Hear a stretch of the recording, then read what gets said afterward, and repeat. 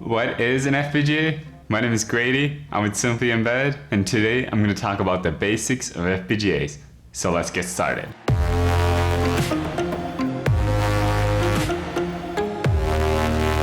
If you have any questions or you just want to say hi during this video, feel free to leave a comment in the comment sections below and I'll get back to you as soon as I can. If you're new to this YouTube channel, consider subscribing. If you like this video, hit the thumbs up button and let's begin with the concept. FPGA stands for Field Programmable Gate Array, that is an integrated circuit designed to be reprogrammable using hardware description language, such as Verilog HDL or VHDL. The fact that FPGAs are reprogrammable distinguishes FPGAs from application-specific integrated circuits, also known as ASICs, which are integrated circuits manufactured to do specific design tasks. Although they're one-time programmable FPGAs, the dominant types are reprogrammable FPGAs. Let's look at this example. You created a logic design, and after downloading the design to the FPGA, you notice that you made a mistake. Well, since you have an FPGA, this won't be a problem. You can go ahead and change the design by rewriting new hardware code for it and reprogram your new design to the FPGA. Whereas if after manufacturing the ASIC, you notice a mistake in the design, you can't just change the design on that specific chip. You need to remanufacture a completely new one. An FPGA is typically based on a matrix of configurable logic blocks, also known as CLBs.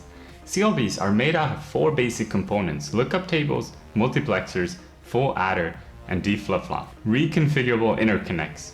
These allow CLBs to be connected with one another. Input-output blocks. They facilitate external connections for the FPGA. They carry signals into or out of the FPGA. Fixed function logic blocks, such as multiplier or digital signal processing blocks. And block RAM. Block RAM serves as a large memory structure or a group of flip-flops tied together. Some advantages to an FPGA in today's market are performance, such as faster and parallel processing of signals, which is hard to do for processors because they're typically sequential. Reprogrammable hardware structure, which we already discussed earlier, but this is really good because you don't have to waste any money on remanufacturing chips. You can just go ahead and reprogram your FPGA and you're good to go. And last, cost. FPGAs are getting cheaper to manufacture, thus they're getting more popular in today's industry. FPGAs are used in aerospace and defense, audio processing, medical devices, automotive industry, security systems, video and image processing, wireless communication, ASIC prototyping, and in many other areas. Some FPGA design tools are LabVIEW System Design Software, Altera Software, and Xilinx's Vivado Design Suite. Next week, I'll start with tutorials that are about programming FPGA or SoC development boards using Vivado Design Suite software. Although, initially I'll be using Vivado Design Suite software in my tutorials, but you are free to use any software or development board as you like. My goal is to help you learn FPGA programming. Thank you so much for checking out this video. Give it a thumbs up if you liked it. What would you like to learn about FPGA programming next? I would love to hear your thoughts on this.